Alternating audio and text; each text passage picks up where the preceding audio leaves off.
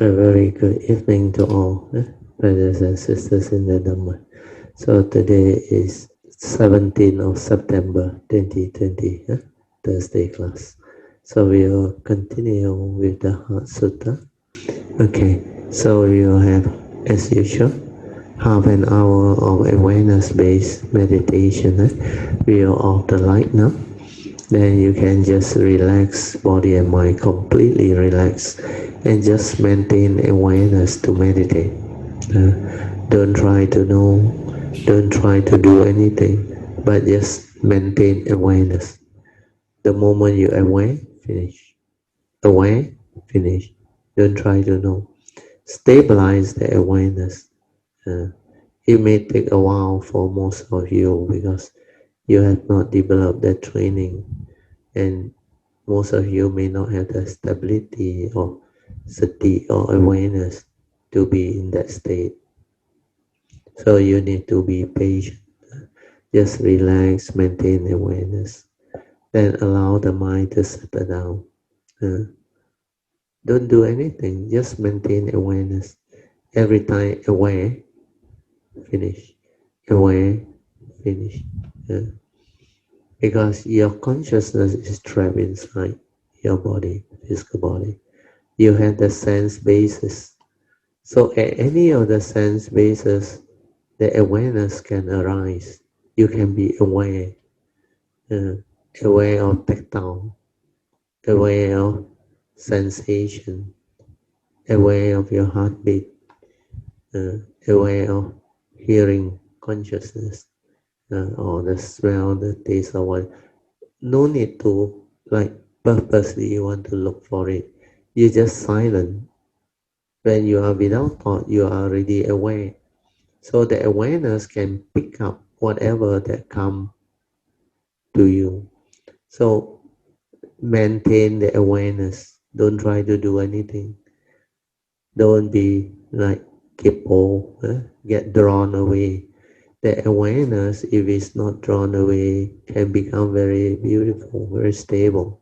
So just relax, maintain awareness, and let things be.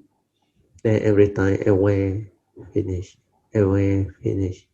And if you have the stability or awareness, you can anchor it to your object of meditation. It's up to you until the object of meditation become very subtle, very still, until the mind enters sati. Mm. And later on, for those who has the ability to be aware at the heart area, then you can stay at the heart area. Mm. Whatever that is more prominent, uh, you can stay there, remain, develop awareness there. Like if you are able to be aware of your heartbeat, yeah, you just stay there, aware, aware, aware. Then the whole process become a continuous awareness later on. Then even the heartbeat also will become more and more quiet, more and more quiet, more and more subtle. Your awareness just follow, be with it, that's it. Uh, then if you are not able to detect the heartbeat, be patient, silent everything, feel around the heart area, then it will arise. Sometimes it may not be the heartbeat, it can be any vibration within your bodily sensation. So if you can stay there and be mindful of it, aware, just do that. When you are just aware without thought, your awareness will stabilize. Uh, then your mind can enter sati after that. That is the training that you need. When your mind enters sati, means everything you come to experience is in sati. Your hearing, your smell, your taste, your tactile, your thought process, your sensation, your feeling, everything you can experience it in that awareness because your mind has entered sati. So you can hear with sati, smell, taste, tactile, we feel and think with sati. So that mind that has sati is like very clear, very sensitive. It's like a flow. It can just flow, specific phenomena awareness, or it can be spacious awareness without a center to understand what is going on.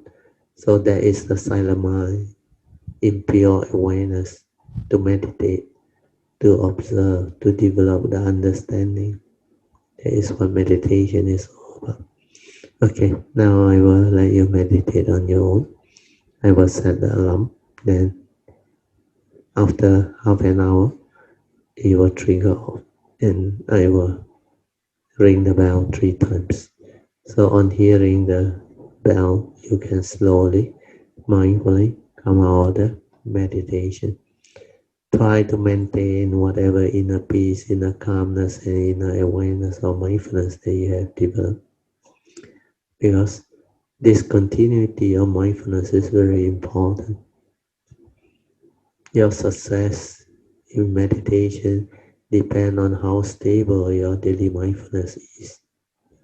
You cannot be mindful in the midst of life. You cannot be hateful. If you are not hateful, you don't stand a chance. That's the reason why the whole of life is meditation. You must be hateful throughout the day. Okay.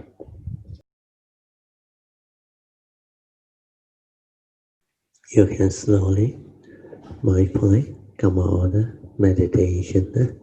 Try to maintain whatever inner peace, inner calmness, and inner mindfulness that you have developed for as long as you can. These are the mind states that you have trained and developed, and you have to stabilize it so that you are mindful or heedful throughout the day in the midst of life. Even when you go about doing your career or living your life or do whatever activity, whether it's the household activity or when you are outside of your household, while in the office or moving around, you need to maintain mindfulness. The stability of mindfulness is very important. Without the stability of mindfulness, it's not easy to develop the understanding and the progress. Appendix 3. This one is based on short notes on lesson 5 of the Satipatthana Sutta and meditation class. So this lesson 5 of the Satipatthana Sutta was held at Uping Jingse. We also took quite a while, I think a few months, to finish off the four foundation of mindfulness, the Satipatthana Sutta. And this lesson 5 was so important, so beautiful, where there was so much Dhamma shared. And because of that, we compile it as an appendix for sharing. Because this particular lesson, a lot of very important Dhamma was discussed. So you can understand, it will help you. There were also some very good questions. The first question is pure land chanting. Is it meditation? So most Theravada practitioners who don't have the past cultivation and deep understanding of what Mahayana teaching and cultivation is all about, especially the Pure Land teaching, Jingtu, they tend to have this doubt. Yes, in the early days, I remember I heard in the discussion there was some of these Theravada Buddhists. They were discussing Mahayana teachings. But they themselves, I realized, don't understand Mahayana teaching. They don't have much understanding or knowledge of what Mahayana teaching is all about. So when they discuss, they come out with all sorts of very funny comment based on just their very little contact with Mahayana, where they are mostly Theravada tradition, Theravada based. So initially they thought Theravada has a lot of essential Dhamma, a lot of good teaching, whereas Mahayana like have deviated. Where Mahayana, they hardly find any teaching. They realize there is a lot of Mahayana Sutta that was so like esoteric, profound, and like over exaggerated to them. To them, it's like over exaggerated. And also, they realize the Mahayana, especially Pure Land tradition, they chant a lot. They just chant the Buddha's name, the four house, Amitabha,观世音菩萨, then all the various type of chanting. Then they say, by chanting, how can you become enlightened? Is it? There is no cultivation, is it? There is no meditation and all those things. So these are the command that actually was quite, I don't know what word to use, quite frightening in the sense that without proper understanding your command, well, it has this karmic. So I refrain from participating. But later on, when I developed the understanding already, I waited for condition to arise before I share and teach. Otherwise, it will end up in argument, leading to misunderstanding and all those things, no point. Then in the year the year 2004, when Yu Chan came to me and I agreed to come out to share. Then at that time, when I started sharing, I was a bit thankful too. I dare not bring out the understanding of the Mahayana teaching first. I had to accord and flow with the whatever Theravada traditions teaching. Yeah, I also started this life with traditional Theravada training or learning of the Theravada tradition.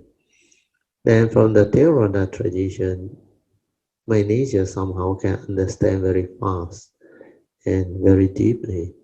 Then when I received the Mahayana teaching, the books and all those things, I realized I don't need teacher. I read, I understand what that thing is. Then I realized there were a lot of good Dhamma inside there. And actually the teaching is no different. When you understand completely the Theravada teaching, you can also understand Mahayana teaching. There's no difference. There's a reason why later on when I started sharing the Mahayana Sutta, because they were conditioned and people want to understand all this teaching. Then when I started the sharing, people were very surprised because the understanding is so different, it's so profound, so deep. Then they started attending the classes. Then they asked me questions, and their questions are very beautiful, and also sometimes set the appropriate condition for a lot of Dhamma to flow, a lot of good understanding to arise.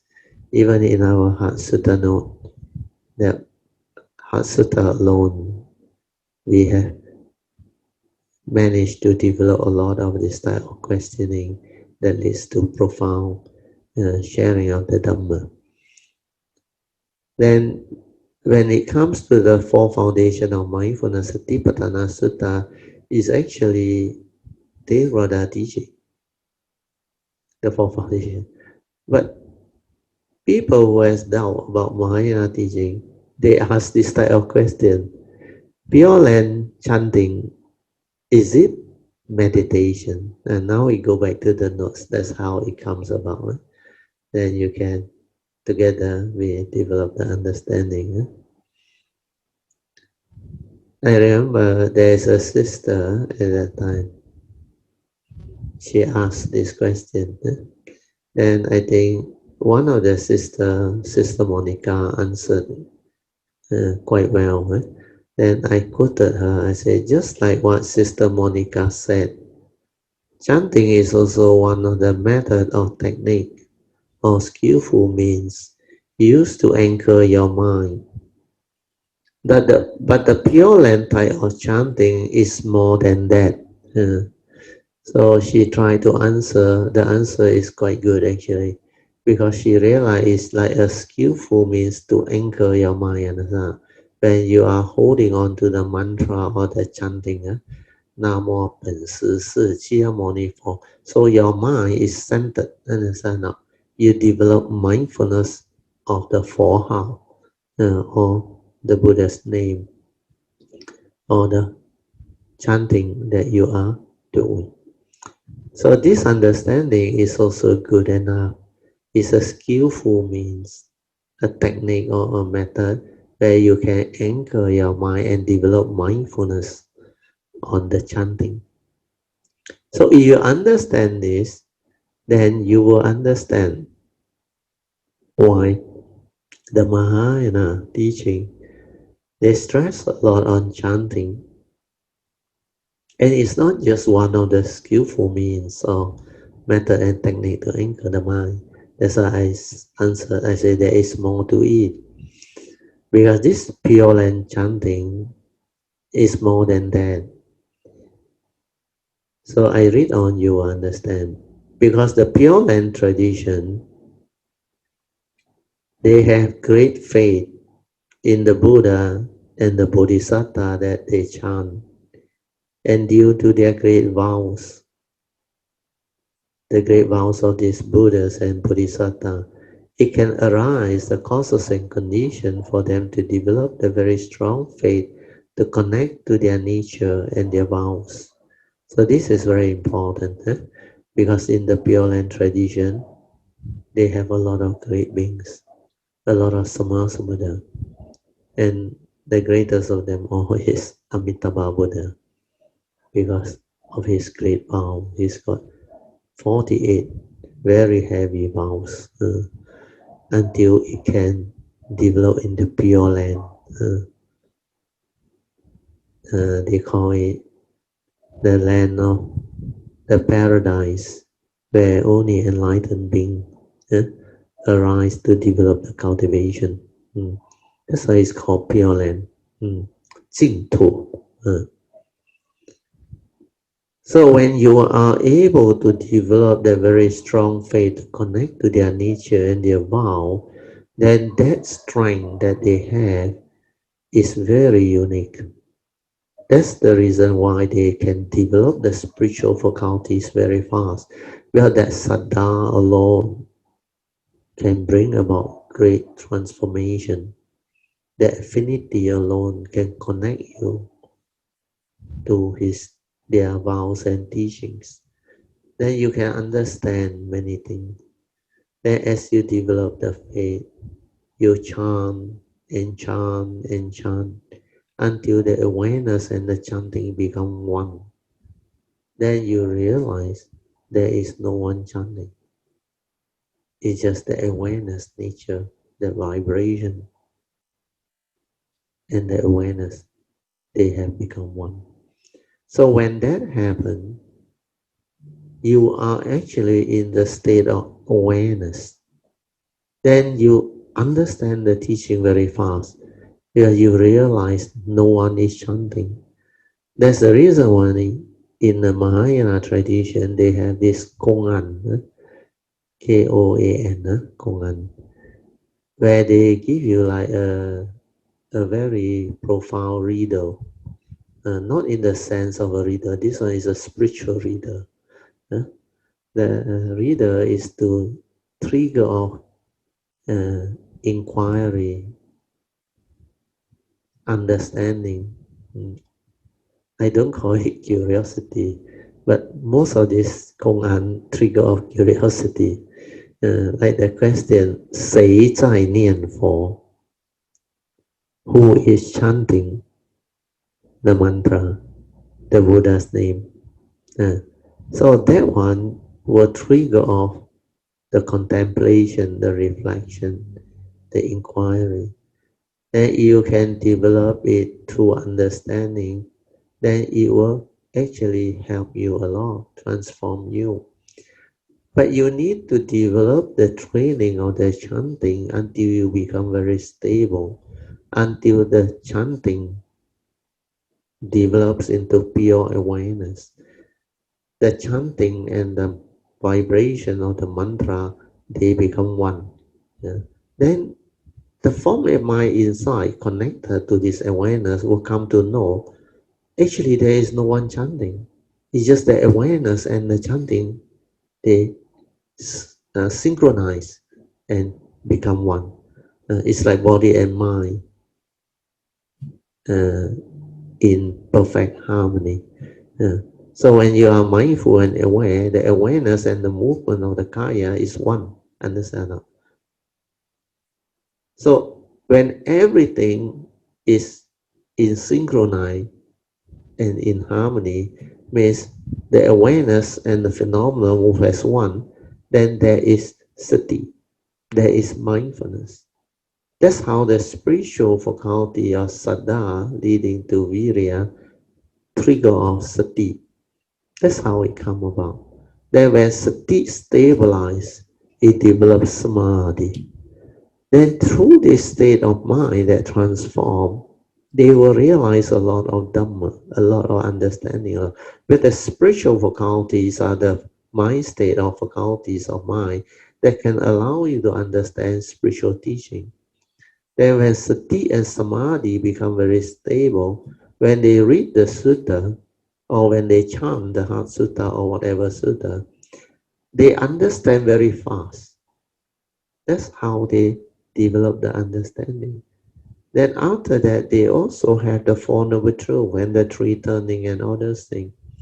They also have the Four Foundation of Mindfulness, especially the last foundation where they cultivate the Noble Eightfold Path and this Three Turning.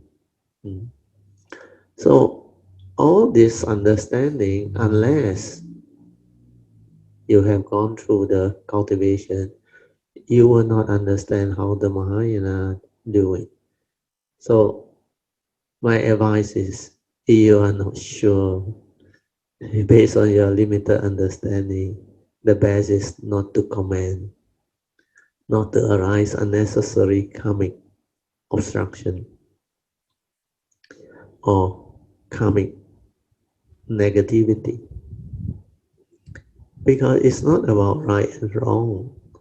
Why must we protect our tradition? Why must you divide yourself? You are from the Theravada tradition. They are from the Mahayana tradition. Then later on, the Tibetan tradition also will come in. But the problem with humanity and cultivator of the Dhamma is, within their own tradition also they divide.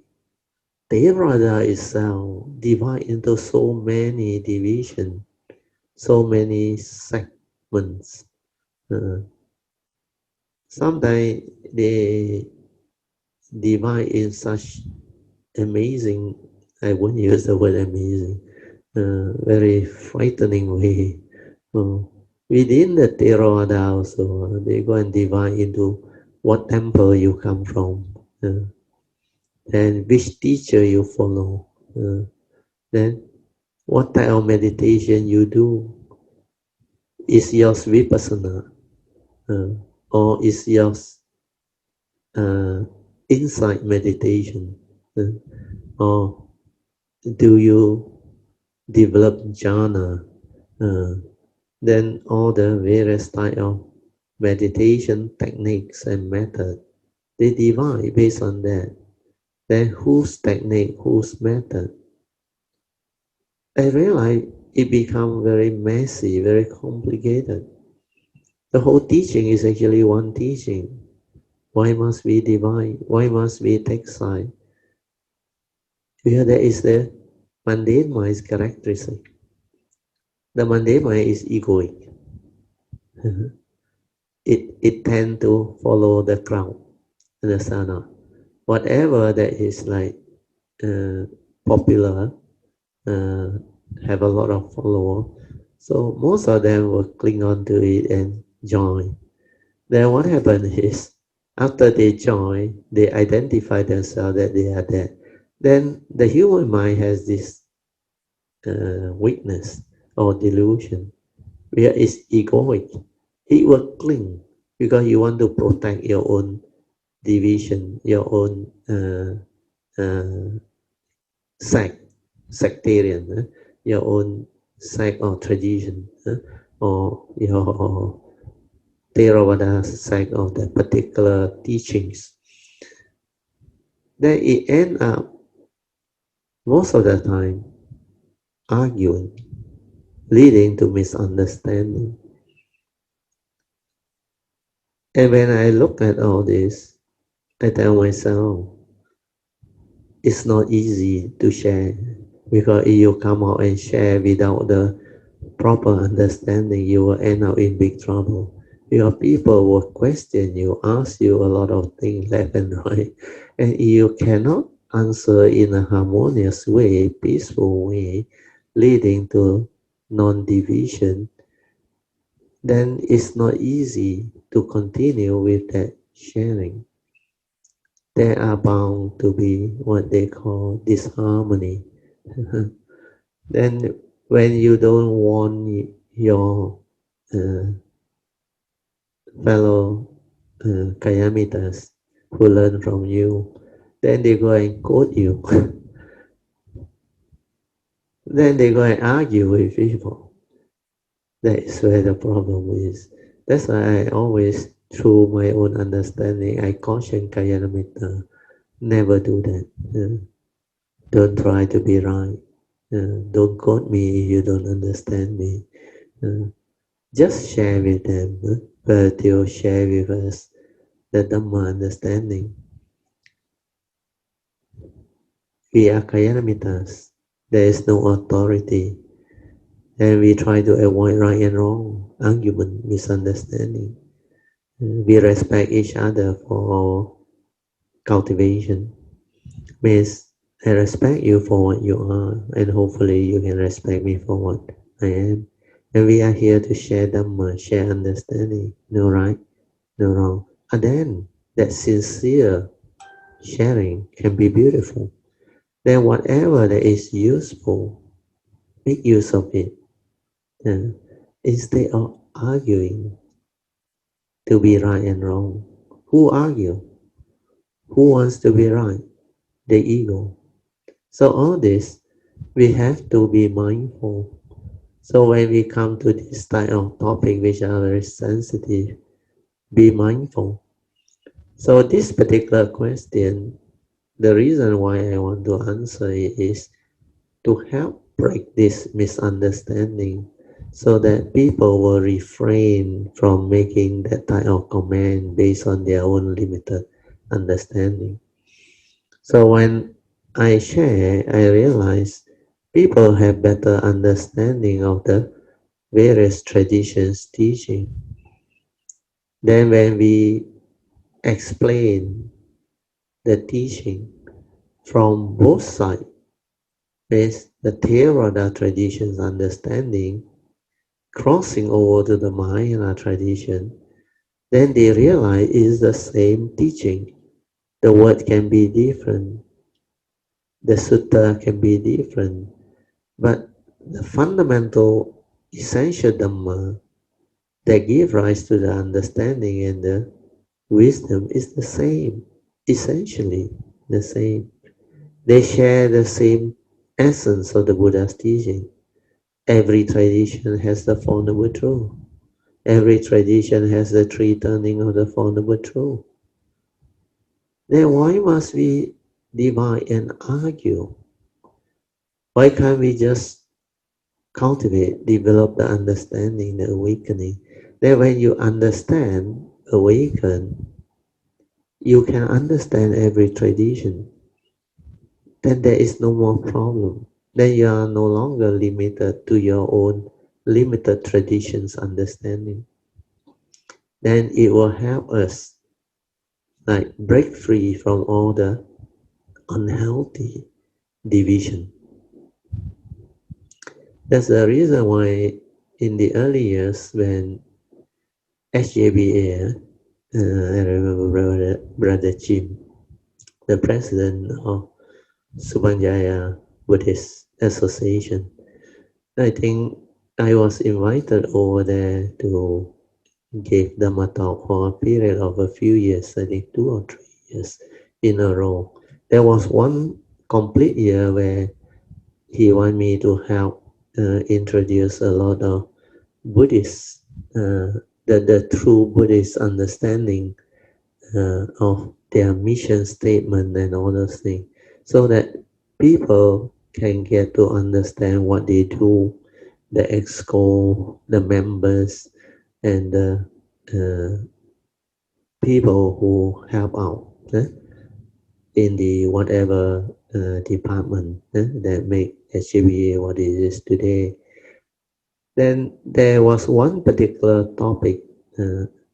This one is based on this book, which is very good. Mm.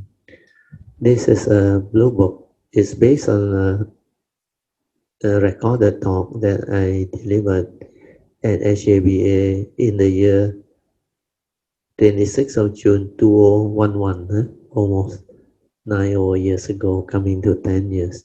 The title is The Importance of Promoting True Kalyanamitaship Among Buddhist Devotees, Dhamma Practitioners, and Cultivators. So, if we can promote this universal value of Kalyanamitaship, then we can make do away with the various division. We no need to associate ourselves with any particular sect or division. Then we can harmoniously come together as Kalyanamittas. Kalyanamittas are Dhamma friends who walk the path of Dhamma, who develop the understanding of the Buddha's teaching. That's why we are called Kalyanamittas, Dhamma friends. So there are two types of Kalyanamittas.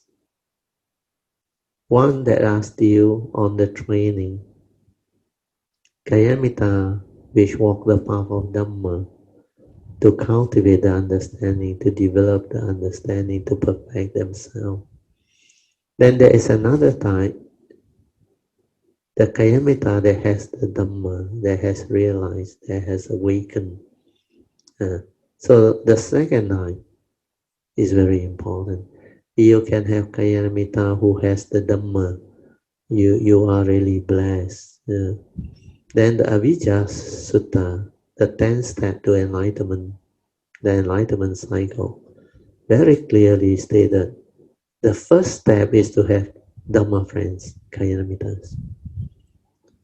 So having Dhamma friends is the beginning of cultivation.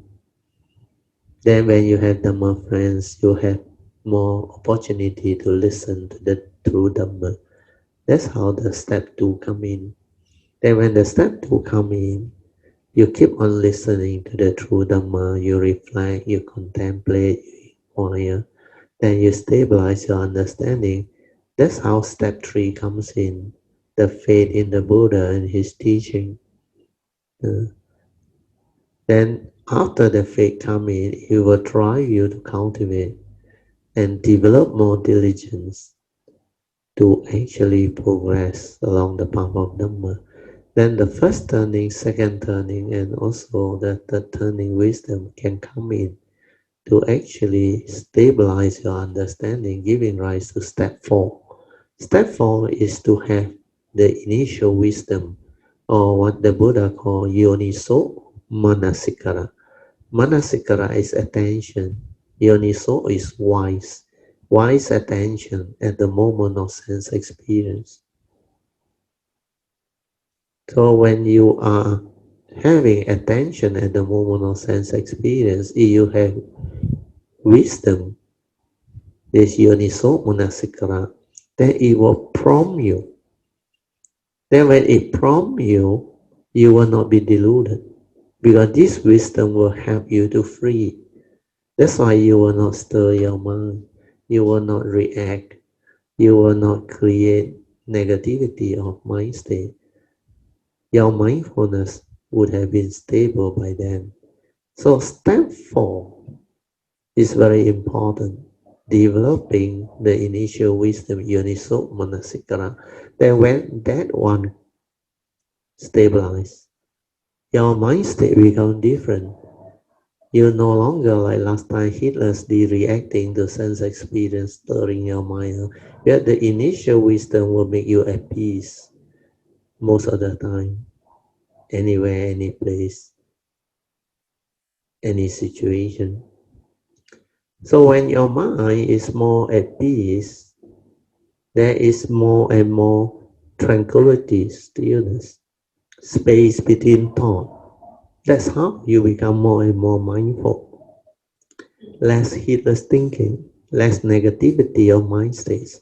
So all this will follow.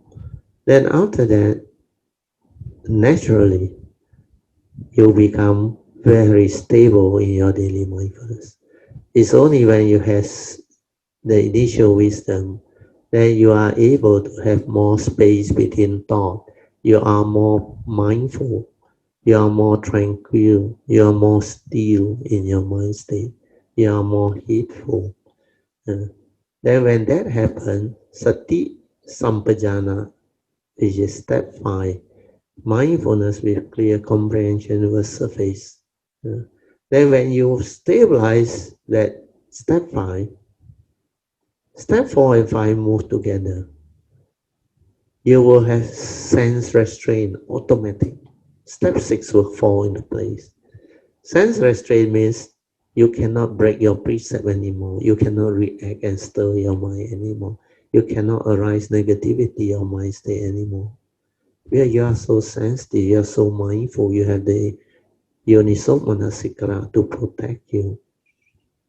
Then when you are able to develop the sense restraint, your precept all in place, then you can move on to step 7, which is the cultivation of the Noble Eightfold Path factor of the 3 types of right conduct, with right thought, right speech, and right action. So this step 7 can unfold. You apply the 4 right effort, the last 2 right effort, 3rd and 4th right effort, to cultivate the right thought, right speech, and right action that are still not inside, not within you. Then refine upon it and perfect it. So when you are able to do that, means you are cultivating right view leading to right thought, right speech, right action, and right livelihood, accumulating with the 4 right effort.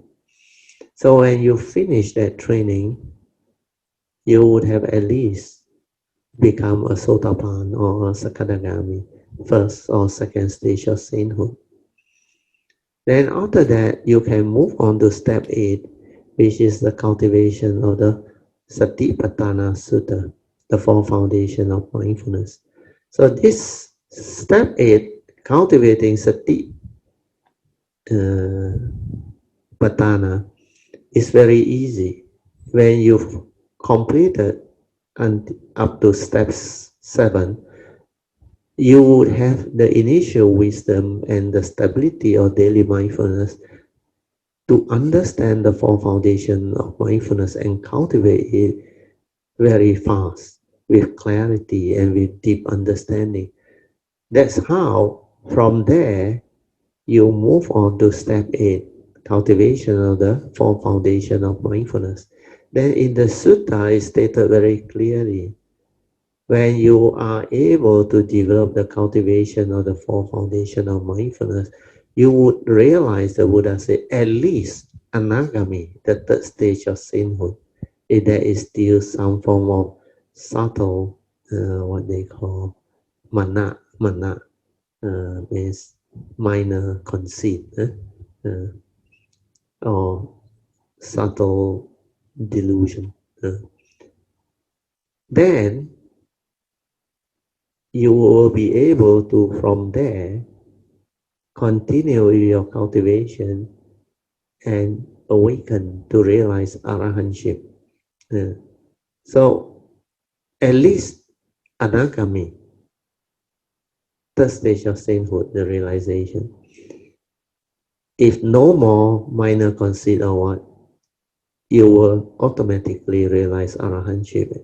And then from there, you can decide to cultivate the longer way, the bodhisattva way, to realize sammasambuddhahood. That one is another journey. Then when you are at step 8, cultivating the 4 foundation of mindfulness, step 9 will arise. You will experience the enlightenment factor. The 7 factors of enlightenment keep on arising, the Buddha said. So when you start to be aware of the 7 factors of enlightenment, then you realize you're on the right path.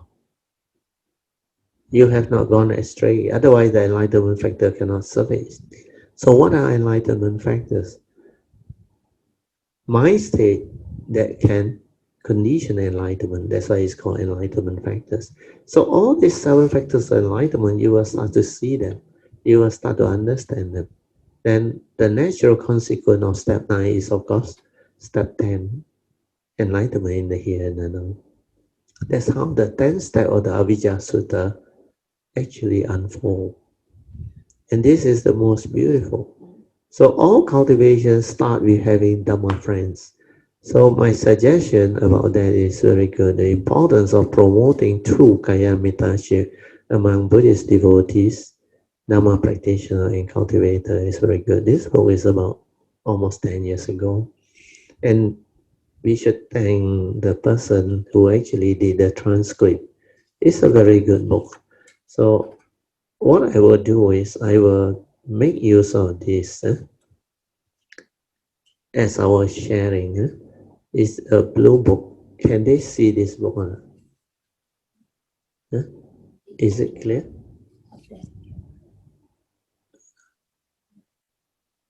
Okay. Okay. Anyway, we didn't print this book, but we sent it for photostat. So I still have quite a number of copies. The photostat copy publication was only done in 2016, end of 2016. Yeah. On the website we have. You can go to the website and download it, and you will be able to read through. Then for those who want a copy, you happen to be here, you can ask for it. I think I still have some, not many. Okay, we shall continue from where we stop. I will read through the thing again so that you can develop the proper understanding. Pure land chanting, is it meditation? So the answer is yes. Then because it can help us develop the 5 spiritual faculties. And I say, just like what Sister Monica said, chanting is also one of the methods or techniques or skillful means used to anchor your mind. But the Pure Land type of chanting is more than that, because in the Pure Land tradition, they have this great faith in the Buddha and the Bodhisattva that they chant. And due to their great vows, it can arise the causes and conditions for them to develop the very strong faith. So Saddha is a key factor to connect to their nature and their vows. Their vows are very heavy and powerful because of their great virtue, wisdom, and perfection. Hence, all these vows can become part of nature's law, and they will manifest and respond on their own. That is, you don't need to have the Buddha or Kuan Yin Bodhisattva to be all over the places to listen to you and to respond to what you chant or request or aspire. Because of the Buddhas and the Bodhisattvas' great vows, if you chant with understanding and you do it sincerely with a strong faith, it can help you develop a very strong affinity with their nature. And such faith and affinity will connect you to their vows. And their vows will bring forth the causes and conditions to assist you to progress along the path of Dhamma and help you develop the five spiritual faculties needed for you to develop the meditation and the understanding and the awakening. So that is the reason why Mahayana chanting is also a meditation. Then the other part that people don't understand is you must know how to chant. When your faith is very strong, it will drive you, sada. Then it becomes like a routine. You will continuously do it because of the faith and diligently cultivate. So sada virya arise. Then when you chant until no one is chanting, when the chanting and the awareness become one, then you realize he know you, he know me. It's just the pure awareness, the awareness nature within. Then when they realize the awareness, their sati stabilize, their mind enters sati. And when sati stabilize, they have samadhi. That's how they have the spiritual faculty to awaken. Then they can see things as they are. Then they can understand the scripture, the chanting and all those things. So whatever they do, when they have that sati developed and they're very stable, their daily mindfulness is automatic. For those who have been to the Cameron Highlands Sampo Temple retreat, you will understand what I mean or what I say. Because if you look at the Tangjia, the head monk and the supporting Sangha, there are some lady nun too.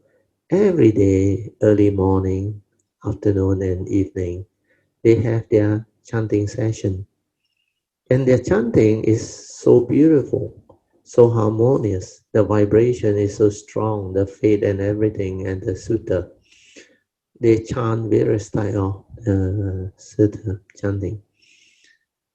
Then they are so mindful, aware. That's why a lot of Kayamita join them. Then I remember in the early days, I like to follow them in the chanting. I develop mindfulness, awareness, the faith, and the understanding. That is very, very amazing, transforming. Yeah. So that's how they become different. Then you look at the Tangxia. He go and wash toilet, everything. He work in the kitchen and he cook very good, beautiful vegetarian food. And when we were there, for those who notice, it seems they like our group. Then they tend to give us very good vegetarian food, and they try to like every day have a different mix of vegetarian dishes and food, so that it's not like repeated and routinely monotonous and all those things. Then even the people who donate the vegetable and all those things and send it out there, they were all organic and good vegetable. They don't send the one that they don't want on. So all of this can happen is because of our kayamitas, good parami, and also people's wholesomeness. Then they have a lot of joy when they see us going through the 9 day, 8 or 9 day retreat. It's very beautiful. So when you see how they go about doing things, they are most of the time mindful and aware because that training is very beautiful. In fact, if you have the understanding, you must combine both. Uh, you participate in the chanting, then you also join our retreat where we have a lot of Dhamma sharing and all things. Then we do a lot of intensive uh, formal meditation. Then you are encouraged to do contemplation, reflection. Then you're supposed to mindfully develop the four posture and the sati sampajana throughout the day when you are at the retreat, even when you go to sleep, rest, answer nature's call, everything. You look at the program, is tailored for your transformation. So that retreat condition, if you understand and make full use of it, is so beautiful. Because seldom can you find a retreat that have so much of this understanding incorporated in the program. Is meant to speed up the cultivation and transformation of cultivators. So hopefully the RMCO over next year we can have our retreat. And then this time it will be very different. Because this MCO is actually a blessing in disguise. Since March, it's almost 8 months already, 7 months already, yeah? 6 or 7 months already, 6 over months. Yeah? So it has helped us in the sense that we don't have to rush through the Heart Sutta. This is the first time I review the Heart Sutta over a period of 5 over to 6 months. Which is very beautiful. We do it at our own pace. Then we have our discussion and understanding. Then for those who attentively pay attention, they learn very fast. And now the understanding is so much better because we don't have to hurry and we cover topic by topic very thoroughly. Sometimes one whole Tuesday class or Thursday class, one session, we only do less than one chapter. Of course, sometimes we cover 1 or 2 chapters depending on the length of the topic. So all these are very beautiful. Okay, we go back to the notes, the sharing. Okay, the next one is this style of meditation with the spiritual faculty developed, it will lead to heedful living. You may see them like only chanting, and chanting, but in actual fact, they are training their mind to be heedful. We are mindfulness of the Buddha's name for how? Their faith in the Buddha's name will arise the strong saddha due to their repeated chanting with understanding. Then the virya, spiritual zeal, will arise. And together with the sati developed via chanting, walking and bowing, reverential salutation, it will bring forth the sati and samadhi needed to develop the clear mind, which is the meditative silent mind without thought. To see things as they are, to arise the wisdom, which is the last of the 5 spiritual faculties. When sati and samadhi are established, then during every moment of their daily life sense experience, when they see something, hear something, smell, taste, and tactily feel something, they will be very different because they were no because they are no longer heedless like before. Instead, they will be heedful most of the time, and their mind states are very peaceful, calm, and just aware without thought. Hence, clarity of mind most of the time. And this is possible because they hold their chanting or mantra with faith, and they do it very sincerely and diligently. So that's how the Mahayana chanting can do that. So when the 5 spiritual faculties are developed, they help overcome the 5 mental hindrances, leading to the direct seeing. That's how all this can happen. To develop the meditation, we only need to develop the 5 spiritual faculties, which will help us overcome the 5 mental hindrances.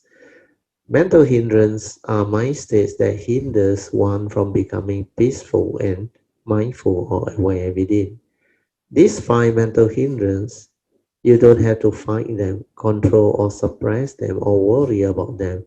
Because once the five spiritual faculties of Saddha, Virya, Sati, Samadhi, and Panya are there or developed, the mental hindrance will cease to be. And then the mind with Sati and Samadhi will have the clarity to see things as they are, to arise the wisdom or Panya, spiritual faculty. Then their mind is no longer heedless, and they will no longer see things with the conditioned mind.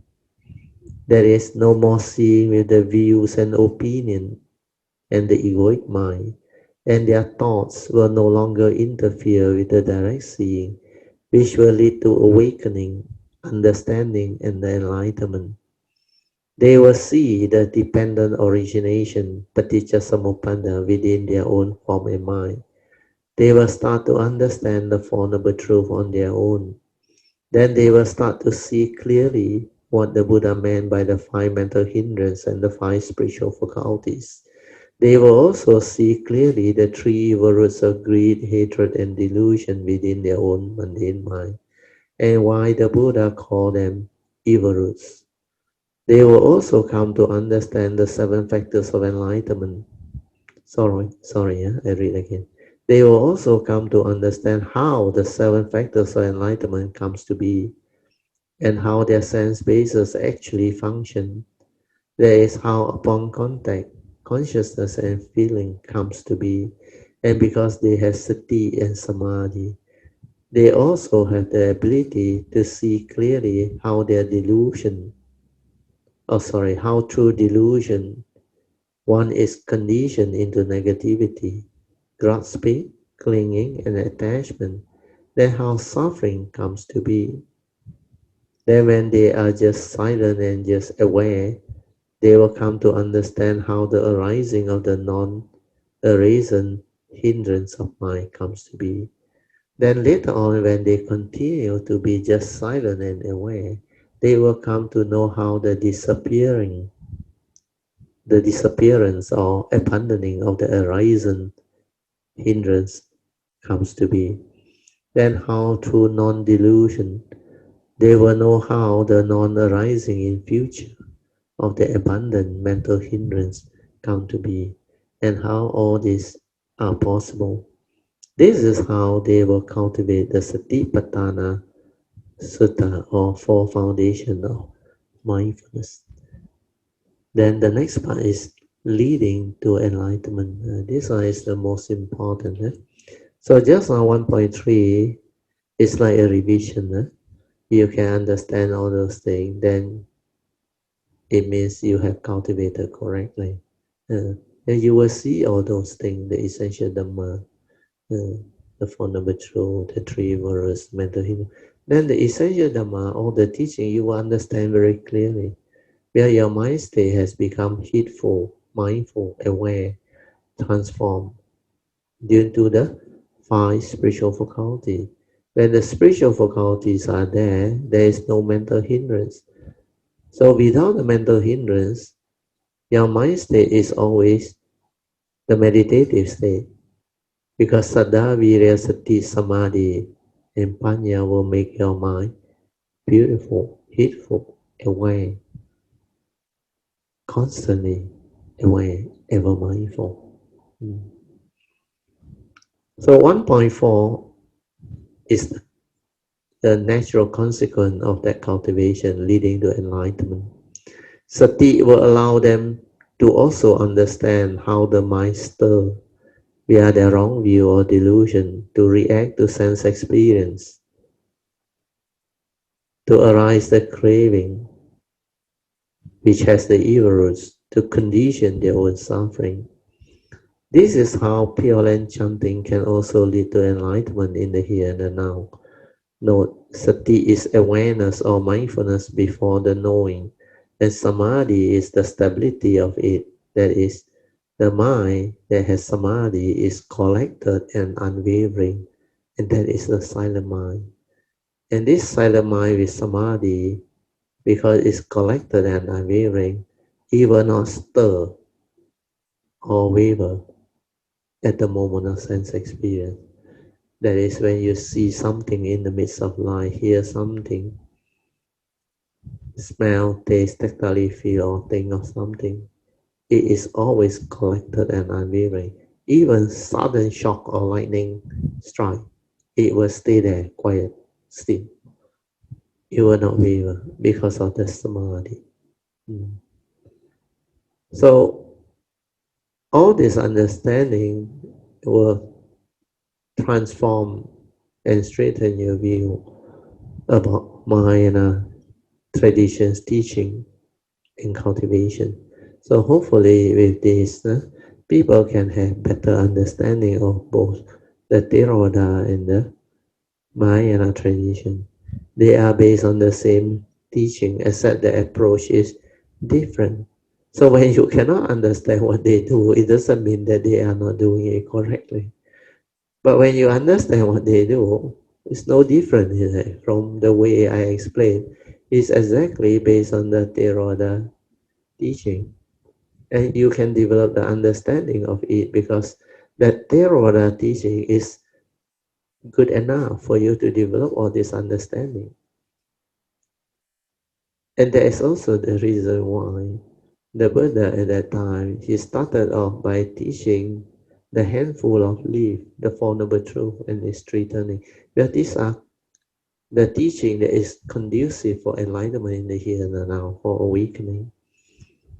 The others, which are like the leaves in the forest over the trees and in the forest, are the things that he have developed the understanding to, but they are not essential for the awakening. This may be for knowledge sake. That's the reason why at the Samsipa Grove, the Buddha saw the condition and picked up a handful of leaves from the forest ground. Then he asked the monk, he said, "O bhikkhu, which is more, the handful of leaf that I hold on my hand as compared to the leaves that are in the forest above and below?" Definitely, the monk answered, the bhikkhu answered, "O Lord, the trees, the leaves that are in the trees and the forest ground are a lot more than the handful of leaves that you hold." Then the Buddha explained to them, he said, "Likewise," he said, "what I have taught you is just this handful of leaves.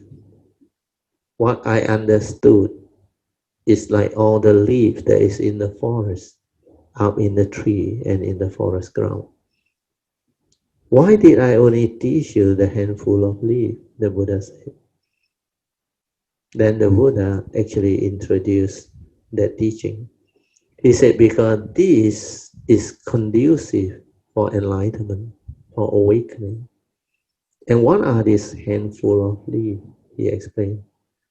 That's how the teaching comes about. And this one is connected to the first sermon, uh, Dhammacakkappavattana Sutta, the first turning of the Dhamma wheel.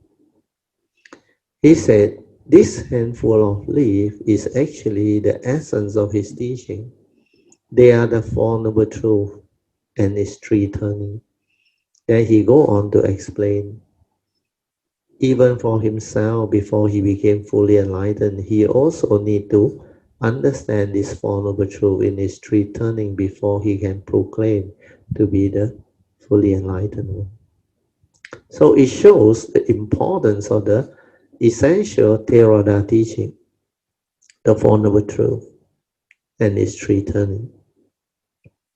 And this Four Noble Truths is where all his essential Dhamma and other teachings spin off, comes about.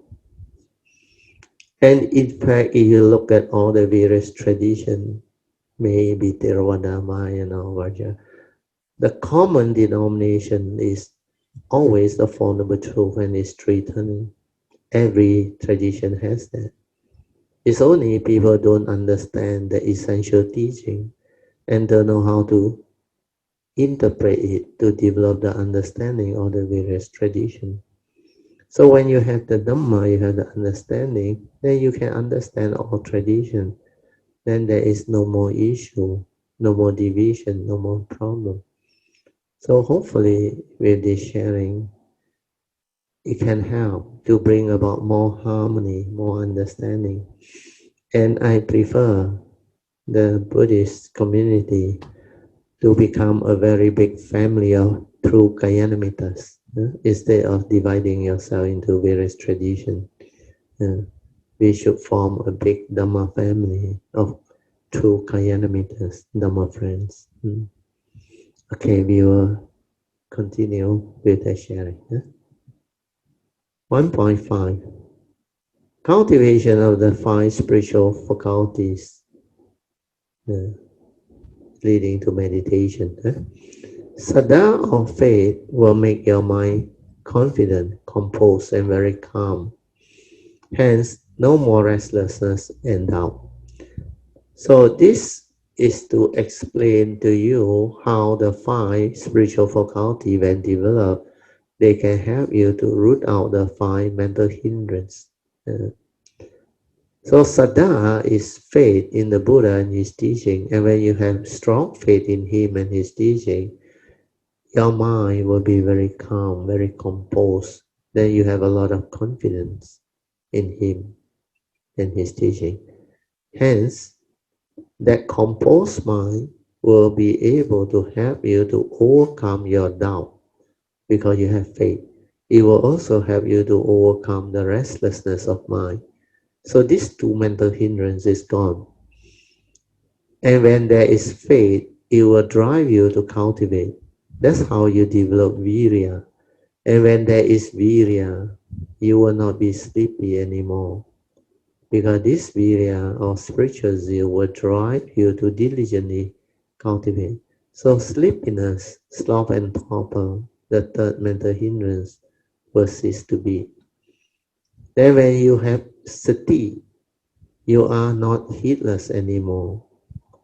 You have clarity, you are mindful, and you are always aware, and your mind is always with the moment in sati. And when you stabilize it, samadhi will arise. With samadhi established, the mind will be collected and unwavering. Hence it can see things as they are, to understand the truth and the reality, leading to the wisdom and the enlightenment.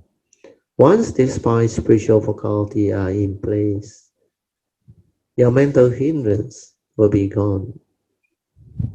Then you will automatically know how to meditate.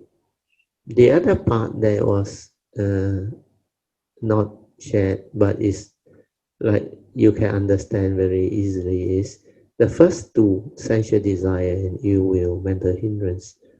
How do you overcome them? When you have sati, when you are aware without thought, there is no duality, you understand? No like, no dislike. But there is no word, no concept, the condition, emotion, the duality, the negativity of mind state, positive and negative craving. So sensual desire and ill will cease when you have sati. That's why sati is very important. When you have sati and samadhi, there is no thinking. The mind does not waver or stir. That's how it transforms you. Then you will not create the duality. Sensual desire, evil will not arise. The habitual stirring of the mind or habitual tendency, the reactive mind, will cease to be. Then when there is wisdom also, you can be at peace at all times. That's how the 5 spiritual faculty all cease to be. Then when you have sati and samadhi and wisdom, all the 5 spiritual, all the 5 mental hindrance cannot arise at all. Cannot arise at all. That's why your mind state is so beautiful. Like Po Cheng say, complete awareness, silent, clarity, still, without thought and without mental hindrance. Oh, so beautiful. She always says so amazing. Then the other aspect of the five spiritual faculty and the five mental hindrances, they are complete opposite. When you lack the five spiritual faculty, you no need to train on. The mental hindrance automatically come on.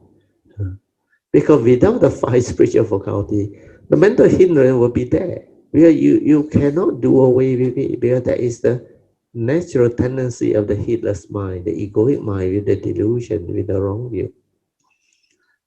That's the reason why this understanding of these two categories of Dhamma is very important. And in the Theravada teaching, it's not really taught. They are taught as separate teaching. They are not taught as complete opposite. And very few people can explain to you how these two category of Dhamma is to be understood, so that you can develop the meditation accordingly. Because without the spiritual faculty, the mental hindrance will come in. And what are mental hindrance? Mind state that hinders your mind from entering the meditative state of inner peace, inner calmness, and inner awareness. That's the reason why you cannot meditate. You think a lot, you are heedless. The moment you want to sit, you want to meditate, you want to develop the calm state and the peaceful state, you can't. You realize you think a lot.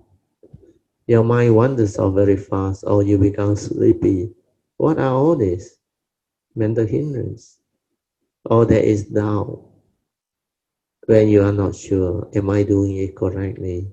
Is it like that? Did the Buddha say this? Is this samadhi? Is this sati? Is this what? Then without understanding, you become gullible. You go and note this, note that, and create more thinking, and end up with all the thought-based meditation, which will lead you nowhere. That's how people get into trouble. That's the reason why they can't develop the meditation at all. So people with this problem and don't understand, they come out with method and technique, but they don't know how to deal with the mind that is heedless.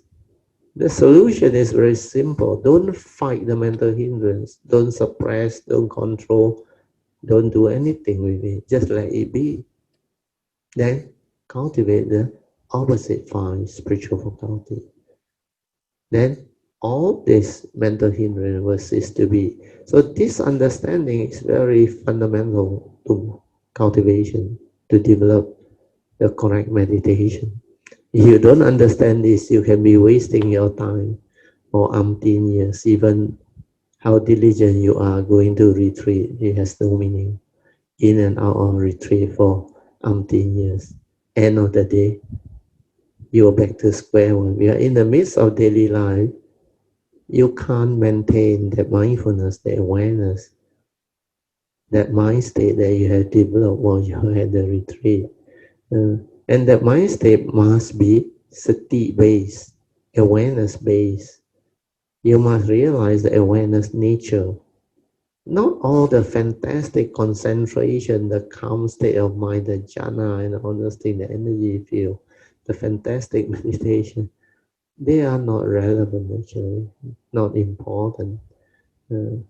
But some of this mind state, they are natural byproduct of correct meditation. Even awareness-based meditation can lead to the tranquility of mind, the stillness of mind, the clarity of mind, the calm state of awareness, the silent mind, the direct seeing. But it's not a conditioned state. It's a free mind that is able to be in this state of heedfulness, awareness. The conditioned mind is all energy field, concentration, samatha, thought-based meditation. So when you understand all this, you will not go the wrong way. You will not make mistake. You will know how to meditate accordingly. So when you have understanding, the Dhamma is very simple. Meditation is also very simple, very easy. But when you don't have the understanding, I can tell you, you can go wrong. You can get yourself detour and end up in Holland, never find your way back. So bear all this in mind and develop the clear understanding so that you will progress along the path of Dhamma. You will not be gullible and deluded. Okay, now 10:04, we can stop here. Maybe it's... Did I finish the meditation part? Oh, never mind. We stop at 1.5 because there is still 1.6, 1.7, and 1.8. All these are very beautiful. 1.9. Oh, a few more, but very beautiful. Well, at that time, we went into it very deep. All this subheading, they came about later. No? It was initially my sharing. Then later on, all this subheading came about. Very beautiful. That's why those who have compiled the thing, you should all rejoice and thank them. Let us rejoice. Sadhu, sadhu, sadhu. There's a reason why Brother Song, he liked this appendix. He read through it so many times. Everywhere he go last time, he bring along these notes. This appendix 4. He share with a few Kayamita. I say, you must read this. All the answer is there. Everything you want to know about meditation is there. Mm, mm. And the whole Heart Sutta is like encyclopedia. A lot of beautiful Dhamma teachings, they are all there, very clearly explained and spelled out, and very precise, straight from the heart. Okay, so we will open up for Q&A. Q&A. Yes. The link to the book, just now that I mentioned, I think Brother Suyan has put it on the link, the chat. Then we can also put it on the My Kayanamita website after this. I think Suyan can help to paste it on the My Kayanamita website. WhatsApp, sorry. On our My Kayanamita WhatsApp. So that you all can have the soft copy. So this book, The Importance of Promoting True Kayamitasship Among Buddhist Devotees, Dhamma Practitioners and Cultivators, is a very good book. Very good book. We will go through it also one of these sessions. Okay, now we will open up for meditation reporting and asking of question. Question and answer session. Sukyo to everyone. Yes, yes. Good evening, Brother. Yep. Yeah, good evening. Yeah, me. Nominate me in asking question. Whatever. Report meditation, ask question, share your understanding. Oh, okay. As usual, I have been saying that I never know or being doubtful on meditating. So, but Brother been mentioning it's easy, right? And also like as long you know the 5 spiritual faculty, then you will develop. But those do takes time in a way, right? I suppose it still needs the condition for the person to develop by time. Not everyone, where they understood the ideas of like, getting the Saddha Virya, when in place already, that doesn't mean that they will surely, how to say, it still needs a condition for them to get the... Okay, I will answer your question. I think I understand what your question is. And your condition of mind state that make you ask that type of question. In a certain way, what you say is true. It depends on the individual. Well, not everybody is the same. So how fast you develop the spiritual faculty, it depends on you. If you are serious, no need to wait. Not what you think. But just how you say it will take some time, not immediately. Oh, if you are serious, there and then, Saddha Virya Sati. Maybe Sati Samadhi and Panya later, but Saddha and Virya can come immediately. You remember what I shared with you or not?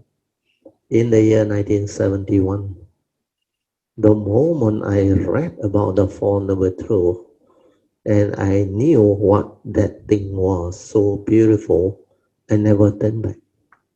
Straight away, without hesitation, no need to search, that's it. And I went all out to develop the understanding. Do you know why I did that?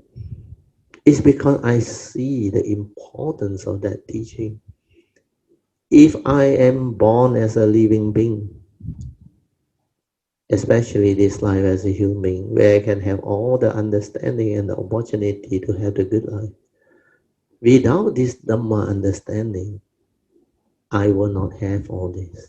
That's the reason why I never look back. I go all out. Well, it meant so much to my entire existence. Not only this life, life after life. Whenever I choose to come or I have to come, if I don't have this Dhamma understanding, I will not survive. I will become miserable, afflicted. I don't understand life. I will not have the ability to live life. So seeing the importance will drive you. What is important to you? It's not about what you have been running around and doing, all those things. If you think those are more important, then you will give up on the spiritual faculty. Because people, that word is what? Procrastinate. Procrastinate. Based on what? They don't see the importance, understand? Or they said, now wait till I got more time. Wait till I retire. Or maybe give me another 5 years, 10 years. Then you continue to do those things that you have been doing. But the question you must ask is, if you continue to do those things that you have been doing, how does it help you to develop the understanding of life, to have the good life? Is it just something that you chase around when you have the interest, then you just do things without much understanding, then you didn't really achieve much. Because most people, they don't understand life. They become heedless and they do a lot of things that is actually not beneficial, doesn't bring about understanding, doesn't bring about transformation in their life, doesn't bring about the condition for them to develop good understanding and transform their life, character-wise, personality-wise, understanding-wise, so that their life will turn around for the better. Then they will have the love, the joy, the clarity of mind, the tranquility of mind, the stillness of mind, the heedful living, leading to all the joy, happiness, and understanding. That everything will go their way, following the nature's law, the law of karma, and all those things. So if you don't see the importance, you will continue to procrastinate and develop all those excuses as not to do it. Like just now you mentioned, not everybody can do it. It takes time. So the excuse is, why worry? It takes time, so it won't be overnight. Uh, that's why I say in certain sense you're not wrong, because everyone is different. But if you don't see the importance, then you end up like that. Then you don't give it priority. You don't work on it. If you see the importance, that time put into the development of the five spiritual faculty will transform you completely. Then when you have the understanding and the transformation, whatever you want to do in life, that time you do with more efficiency, clarity, and you do it very well. Why not you go for this first? Because this one can really make a big impact in your life, can really transform you. Without the spiritual faculty, I realize a lot of people without become healers because the mental hindrance are there. They are so strong. They become habitual tendency, and you become healers running around. And the Buddha said the healers are as if dead. It's only heedfulness is the path to the deathless. Whereas heedlessness is the path to the dead. If you are heedless, you don't stand a chance. So your life, you decide. There is no right or wrong. So hopefully this explanation can help you make that decision. Ananda, can you follow?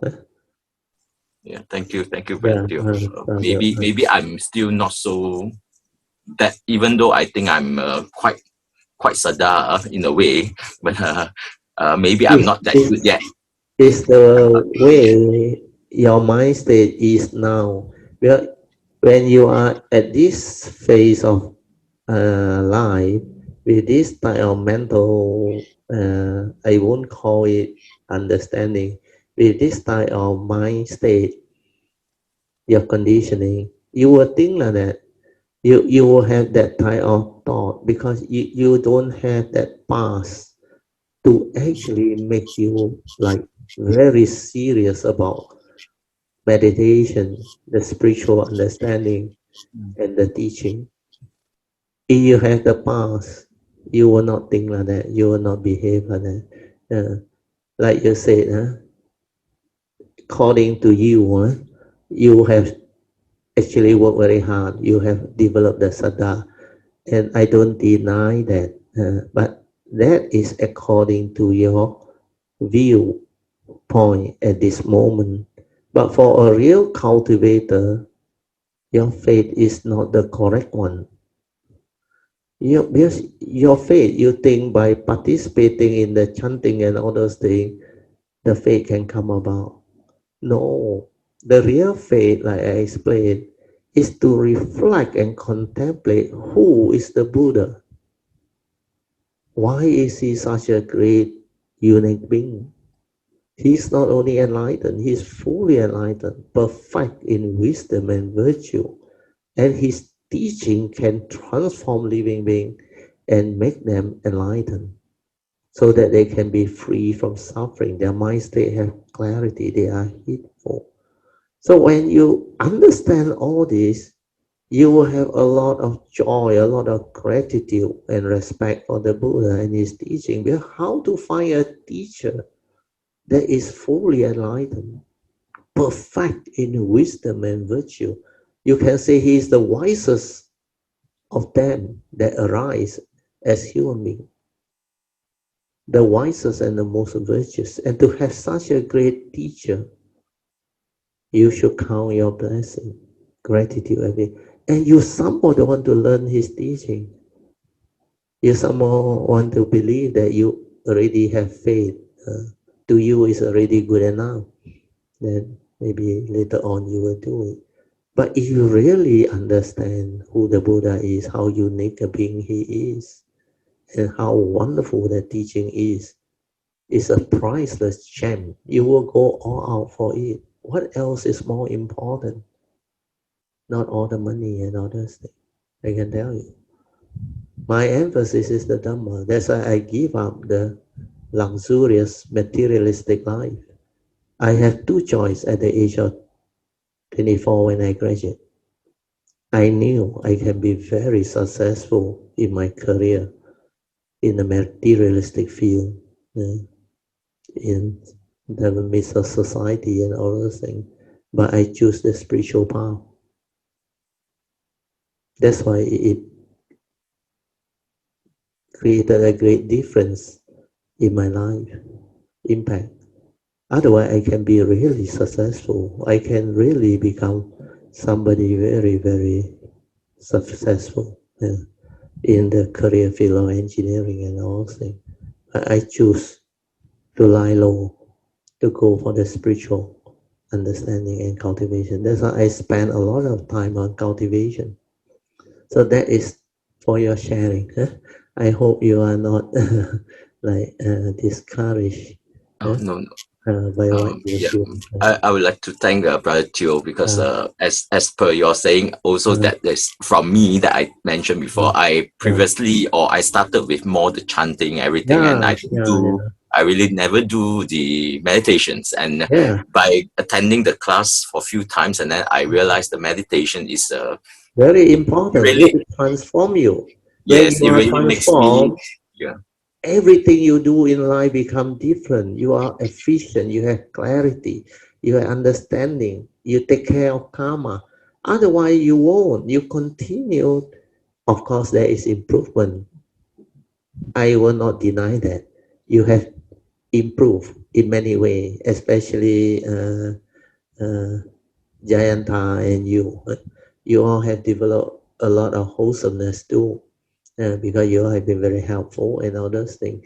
But the seriousness about the spiritual cultivation and the cultivation, starting with the five spiritual faculty to drive you, is very important. Without the spiritual faculties, you cannot understand spiritual teaching.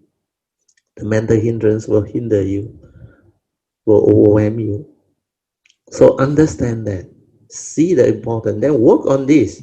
Then after that, maybe you spend 2 months on it, spend more time. I won't say 100% of your time, 40, 50%, spend more time.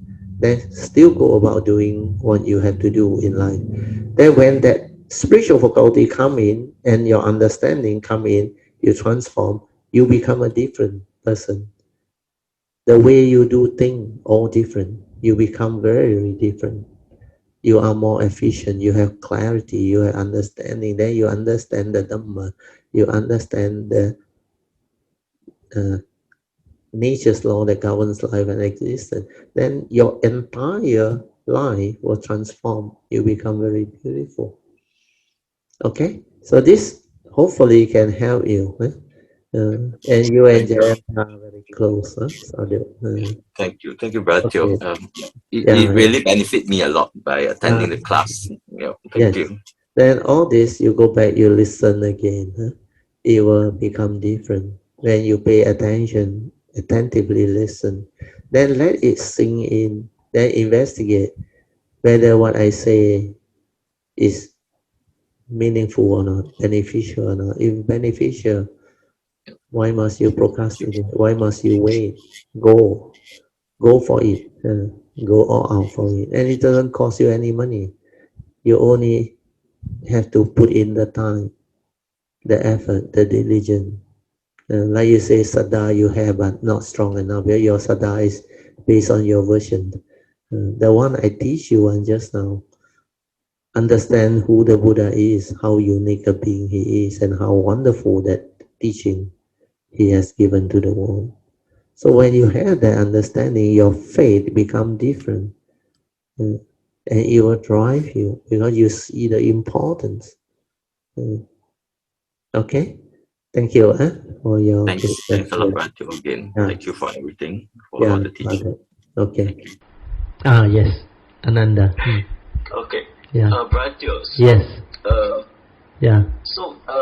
just like just now when we are having the sitting, the meditation time, Yeah. so how should it consider like for a person, how would it be said the person is meditating where I'm trying to, or not trying, I yeah, I'm not trying to think anything. I try to relax myself. Okay. So does that mean that I'm meditating, or Okay. I'm, yeah, So that question need a question because the way you answer means you still don't understand what is meditation. You still don't understand what are you doing in the in the name of meditation. Can you follow? If you already know what you are doing, you won't be asking that question, right? Does what you do consider meditation? So what I need to ask you back a question so that you can understand is, have you understood what is meditation which we have gone through for so many times. That's why you didn't get that right. Until now, you still don't know what you are doing. What is the Buddha's advice? I guide you along. To meditate, what is the first thing that you must develop? Dhammapada verse 21 is what? Heedfulness. So what is heedfulness? Awareness. Just aware. There are two parts to heedfulness. Verse 23. Constantly meditative and ever mindful. You must have these two mind states, remember? And how to be ever mindful? You have to train your mind to be aware first, mindful. Then stabilize it, only can become ever mindful. Then after you have this heedful mind that is ever mindful, then only can you use it to meditate, cultivate Noble Eightfold Path, constantly meditating. So your starting point should be to train your mind to be aware, to be mindful. Then just now you say you just relax and don't want to think, maintain awareness. Is that meditation? So now I ask you back. What you are doing, you have understood, you know, that is meditation. But because you didn't understand, you doubt, so you are not doing it correctly. Do you understand? So this question tonight you ask is very important. Now I repeat again. First you say you relax. True or not? How do you relax?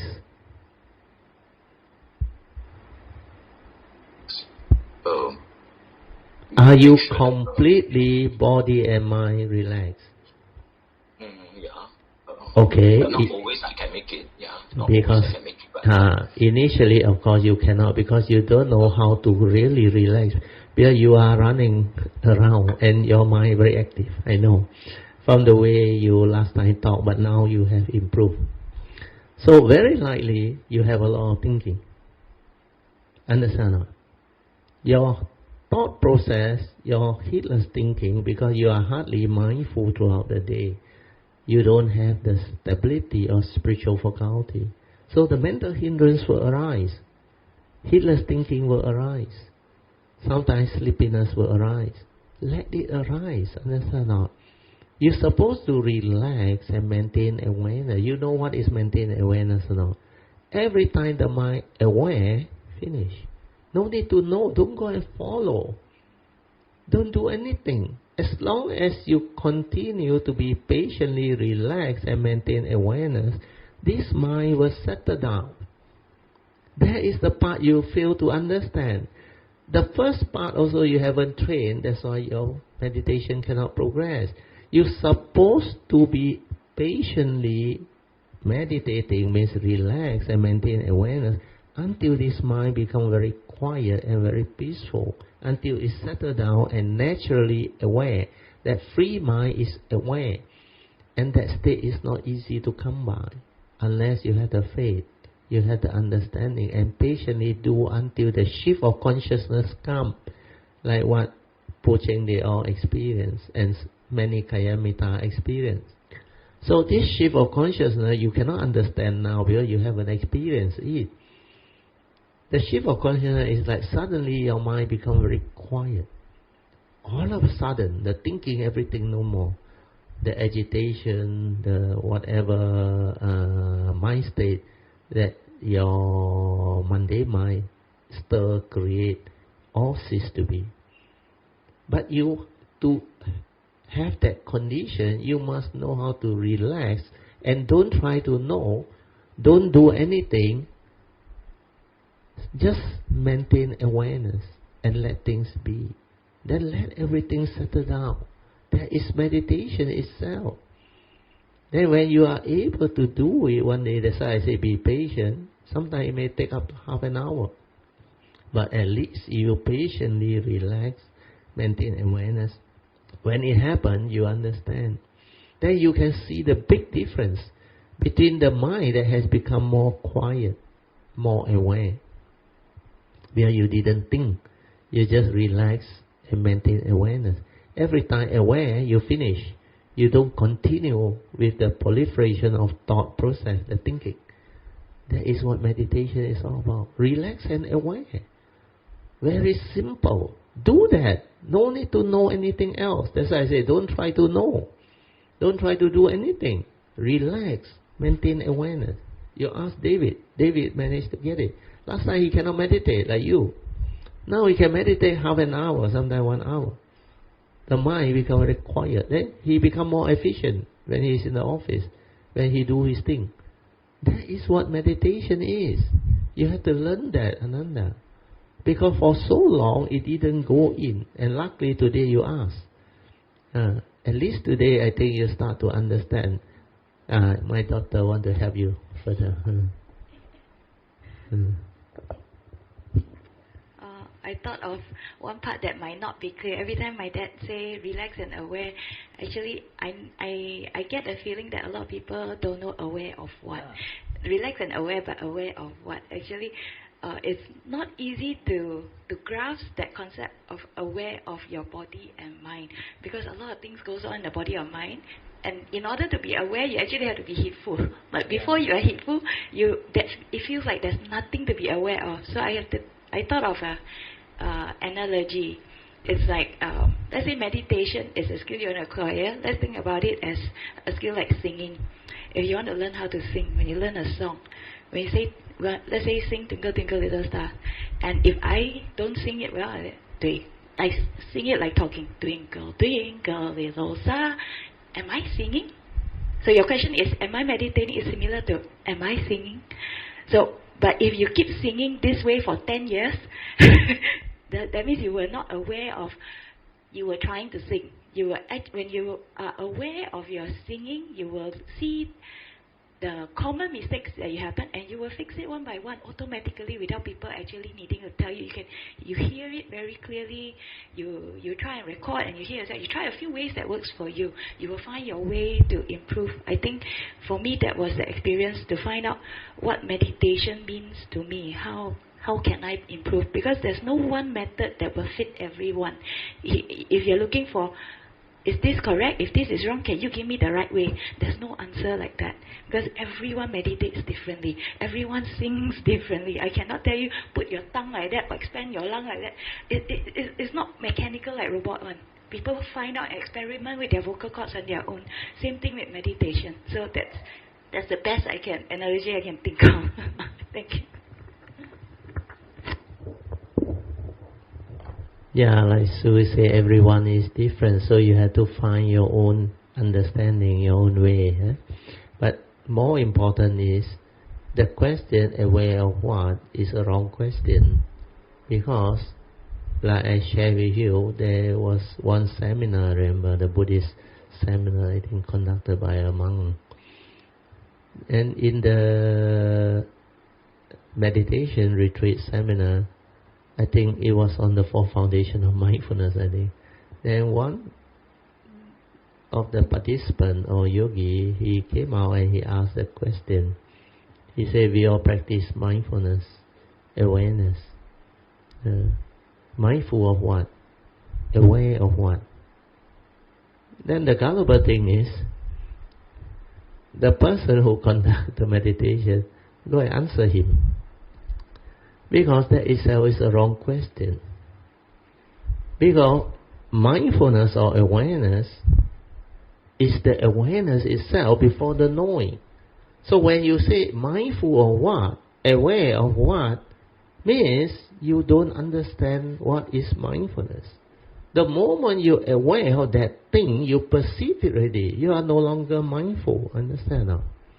That's why I say, you have a mind, consciousness trapped inside your body. Then your physical body has the senses. It can hear, it can smell, it can taste, it can tactile feel all things. Especially tactile consciousness when you are in the formal meditation and thought consciousness. They can arise. Then when you arise, your mind can be aware of it. So the moment you aware, finish. Means what? don't want to know. What is there to be aware?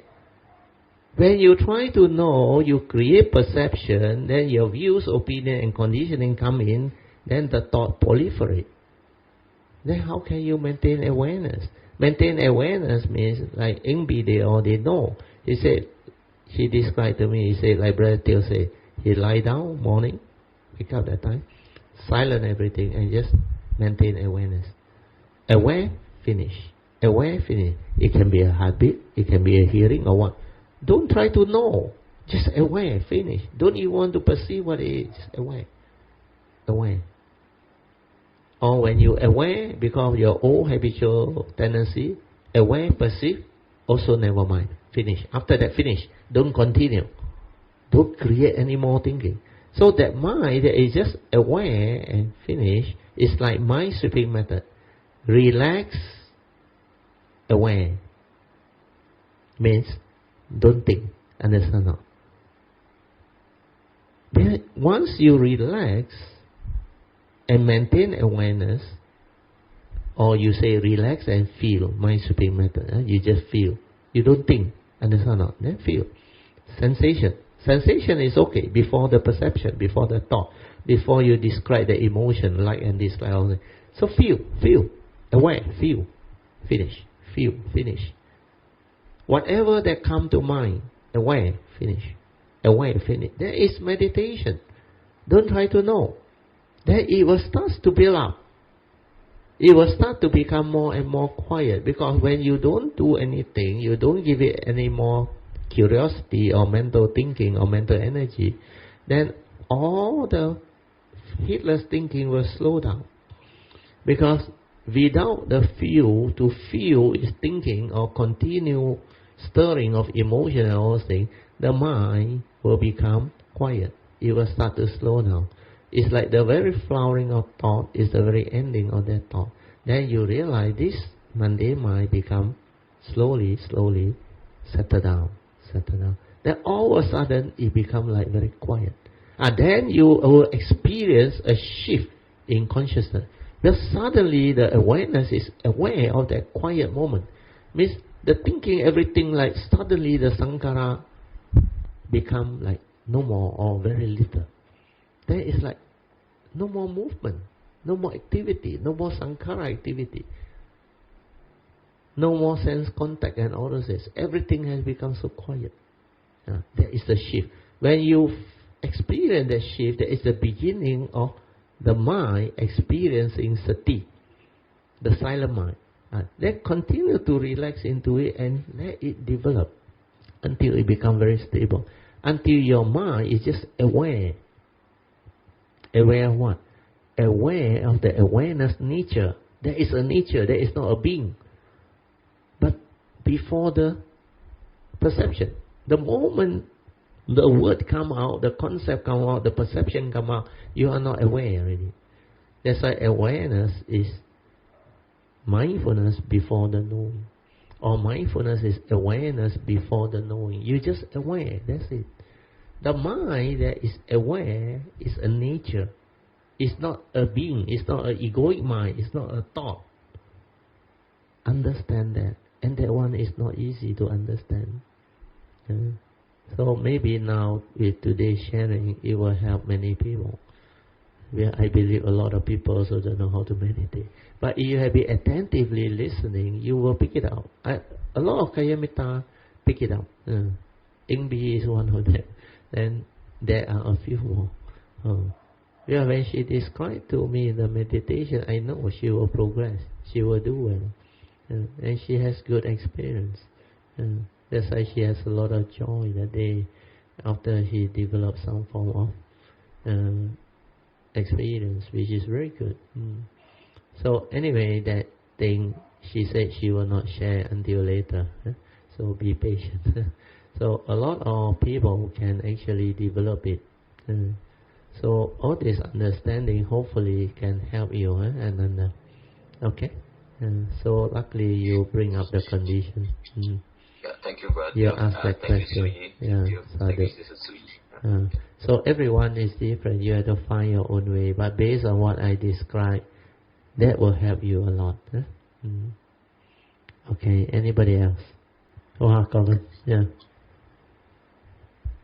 Hi, Brother Teo. Yeah, Sadhu. Oh, I heard your birthday just passed by. Yeah. Yeah. That was last month. Last one, oh, Sadhu. Yeah. So anyway, wish you a happy birthday, belated one. We Thank you very rejoice. much. Thank you very much. Yeah. I just want to share my meditation experience yesterday. Oh, Sadhu. Yeah, So very good. I was sitting in the morning Yeah. in front of the altar. Yeah. So as I was settling down, my mind was very active. Yeah, you will be aware. No problem. Yeah. So this time I it's the same. I was just aware and be with the be with that thing. Yes. At peace with them. Yes, Then it will slow down. Like firing, all the mind was Yeah. a lot of things. Because when you are working, you are very actively using your thought process. That's why that will trigger off the response to memory. That thinking will come out. So never So mind. the next thing I did was, and I did differently this time. Good. I did not sit down. Yeah. I also did not lie down. Somehow I just decided to go to the altar there and start to clean the altar. Oh, that is a very good exercise. When you do it mindfully, you realize the thinking will slow down too. Yeah. When you do it mindfully, you become more peaceful. Then the faith develops. That's why you must do the thing that is linked to spiritual cultivation and practices. So when you do that, your thinking will become like slow down because you are mindful. When you are mindful, it can reverse the heedless thinking. So when you are at the altar, you do that, the faith come in, the spiritual faculty come in. Then you realize the hindrance start to slowly, the restlessness of mind, the thinking all start to slowly settle down. And all this can happen. That's why it's a good exercise.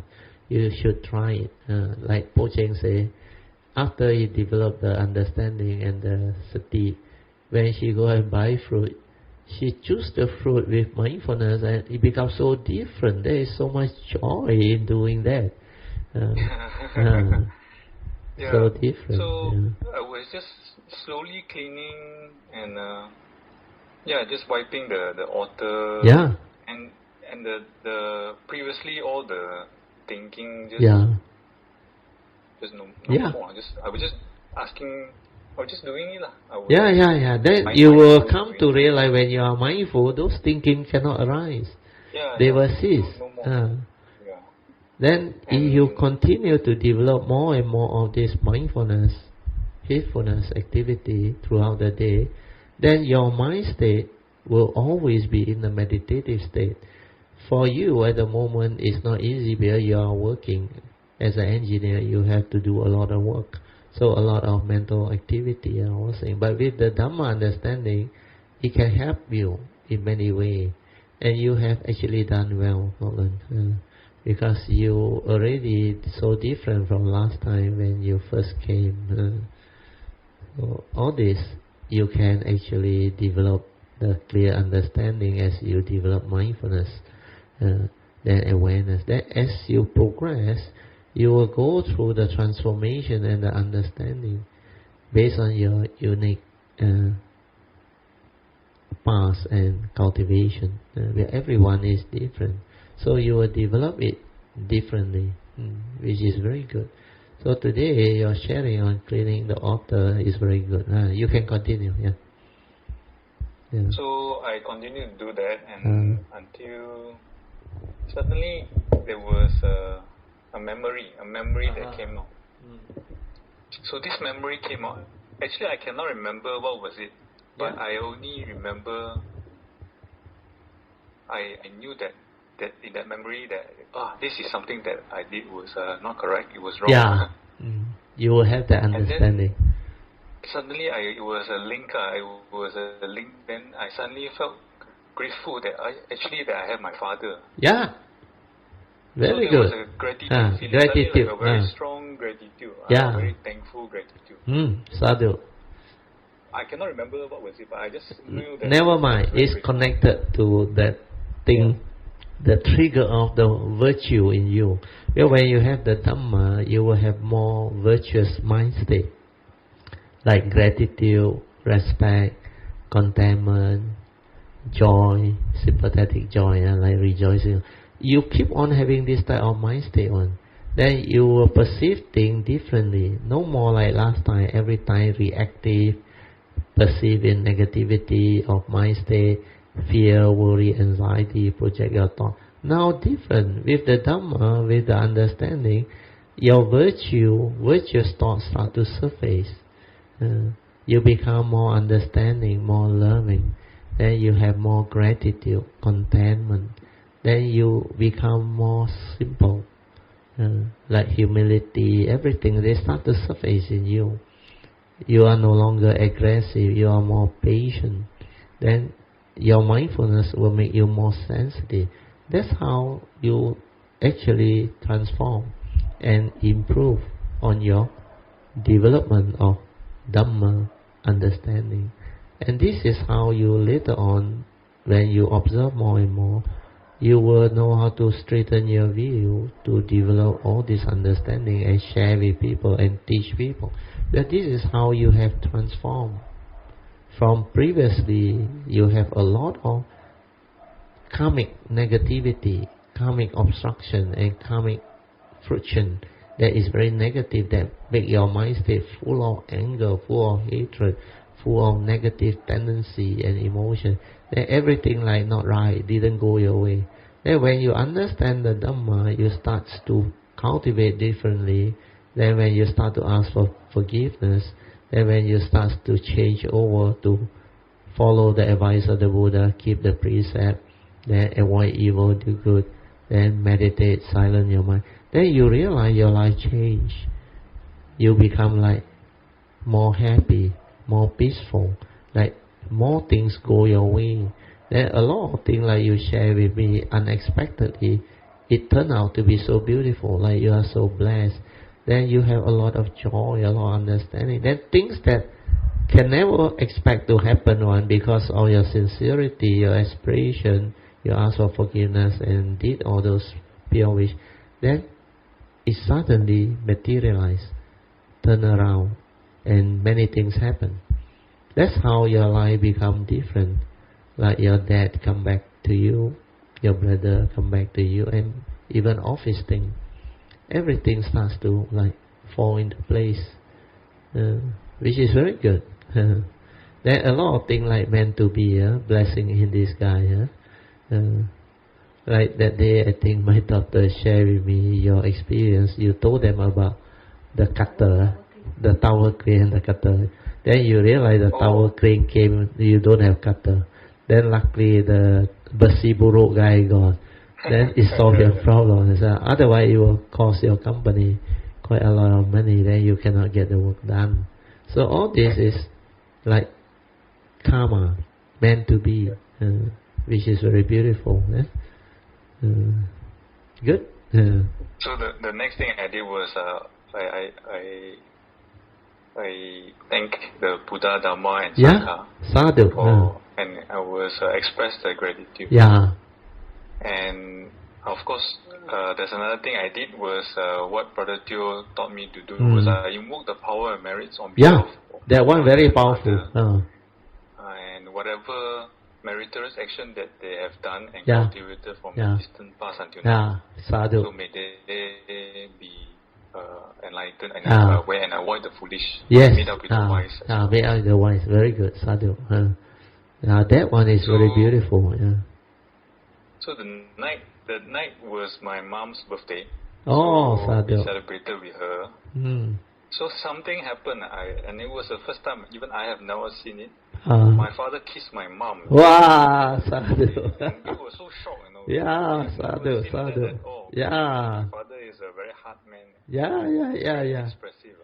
Because of your metta. The entire family was right? Yeah, in a happy way. Actually your metta and your pure wish make this possible. That's why amazing thing can happen. Really. You never believe on and it can happen. So the message I wanted to share was it's something we have to be patient. Yeah. It is not something I did one time, but it is over the years. Yeah, over the years. I did it with faith. Faith and understanding. Yeah. Yeah. Mm. So this is with patience and yes. must do with faith. Yeah. And it has happened to you. Yeah, diligently. And it has happened to you in your last few years many times. Many times, this type of thing. So if it can happen to me, I think it can happen to everybody. Everybody who is a cultivator, who is sincere. Yes. Do it sincerely. Yeah, sadhu. Faith, That's what sincerity. Yeah, sadhu. Hey, thank you so much, Colin, for your good sharing. Thank you, Brother Teo. Yeah, sadhu. This is good for Kaya Metta. It can give them understanding and faith, then they can apply. So far, I think Colin is one of the few Kaya Metta that really apply, and really the thing becomes so beautiful, so amazing, and so wonderful. Sadhu.